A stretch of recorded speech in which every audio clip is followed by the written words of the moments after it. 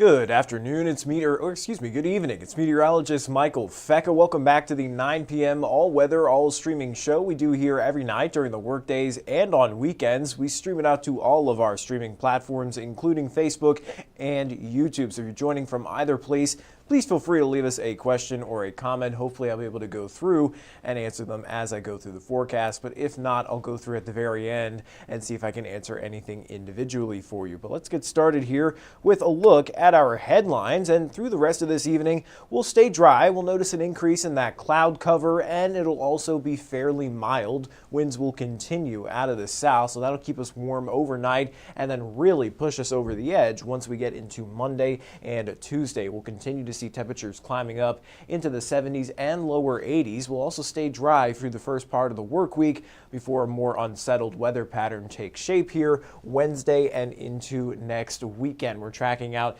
periods of showers and storms, so we're not looking at rain every second of every day, but we'll have at least that chance for some showers and storms once we get into Wednesday and beyond through the weekend. So I'll break all those details for you in just a moment. But taking a look at how the day started, it was another chilly start to our Sunday. Not as bad as what we woke up to on Saturday. We topped out in the lower 30s yesterday morning. Today we bottomed out in the mid to upper 30s in many locations, and still with ample sunshine and warm winds from the south. Temperatures topped out in the lower 70s earlier this afternoon, and it was above average once again. So we were below average yesterday, popped back up above average today. We're running around 10 degrees above normal here in the tri-state.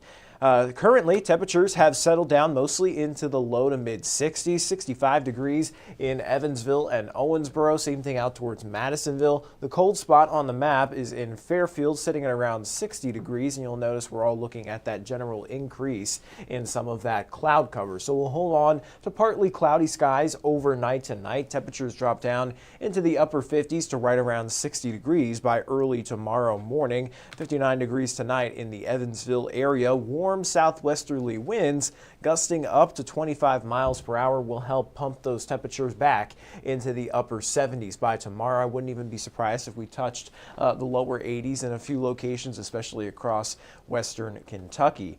But looking at that wind gust forecast, winds will be strongest through the afternoon as they usually are, and then they'll start to ease up a little bit headed into tomorrow night. So you may still have some decorations blowing around and such if you've put any out there. But overall, it's just going to be pretty fairly warm, dry, and breezy start to the work week. The winds will be strongest on Tuesday. We could be seeing gusts up to 30 miles per hour or even greater, but that's what really helped put those temperatures in the lower 80s for Tuesday. And then several frontal boundaries will either work near the tri-state or drift over the tri-state over the next several days. So that's what will bring us those chances for a few showers and storms there Wednesday and into next weekend. And taking a look at an early look at Easter, it does look like we may have a few showers to contend with, at least in the morning, but overall one model has us completely dried out by Sunday. The other has a few showers in the morning with drying out through the afternoon. So hopefully we can keep that drying trend going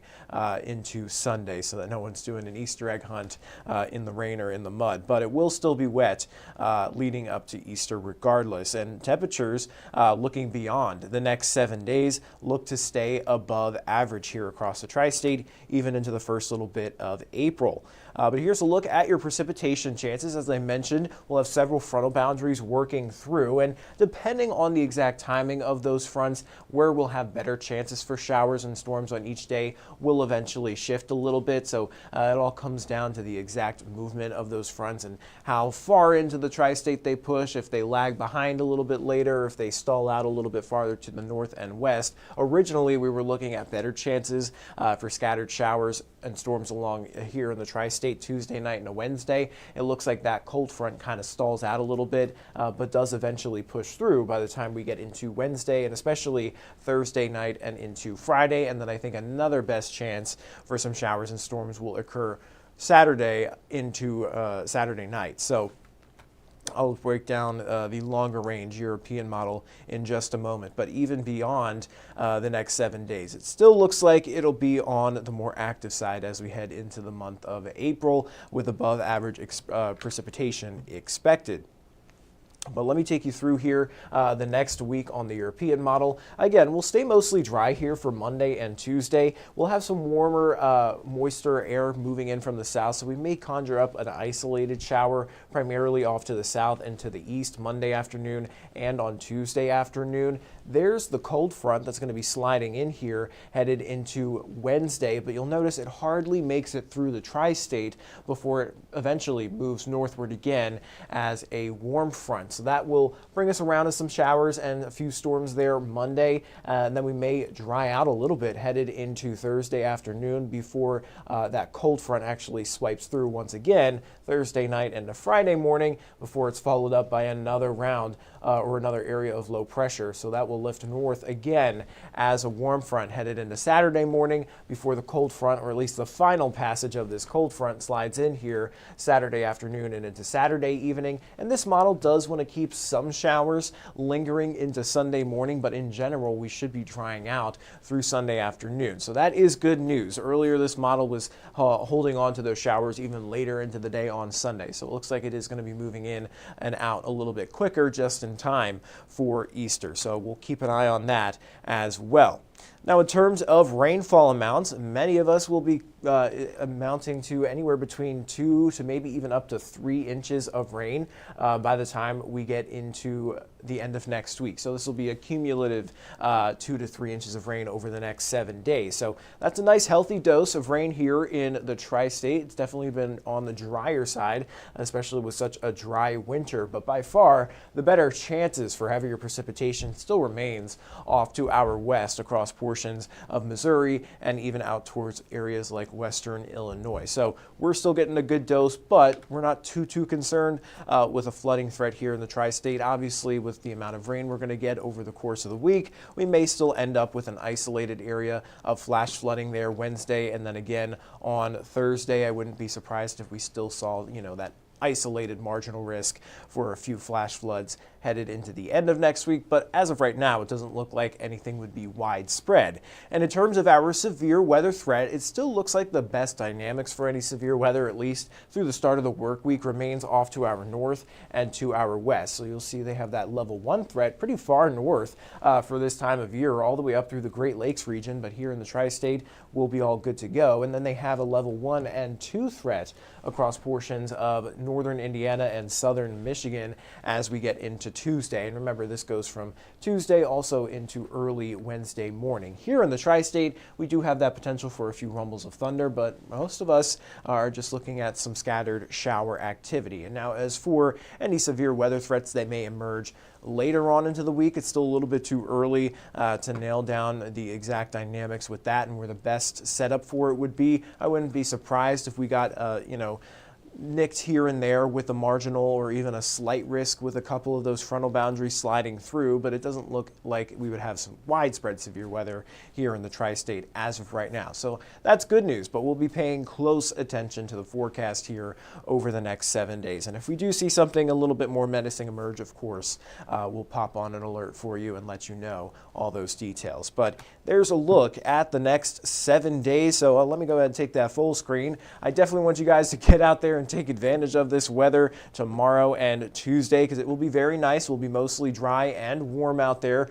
Bit breezy though, gusts upwards of 25 miles per hour tomorrow, gusting maybe even higher than 30 miles per hour by the time we get into Tuesday. And then by the time we get into Wednesday, that's when those frontal boundaries will start to either move close to or over the tri-state through next weekend. So that's where we're looking at those chances for a few showers and storms. And hopefully, as of right now, we may have some lingering showers into Sunday morning, but it does look like at least through Sunday afternoon, we should start to dry things out in time for any Easter festivities. So that is the latest. Let me go ahead and check out some of the comments here. Suzanne talking about it was a beautiful day. It absolutely was. AJ, he's watching from Madisonville, Kentucky. Thank you for joining us. We're happy to have you. Good evening to you, Cheyenne. Laura is watching from Dawson Springs, and Christina also watching from Muhlenberg County. We're happy to have you.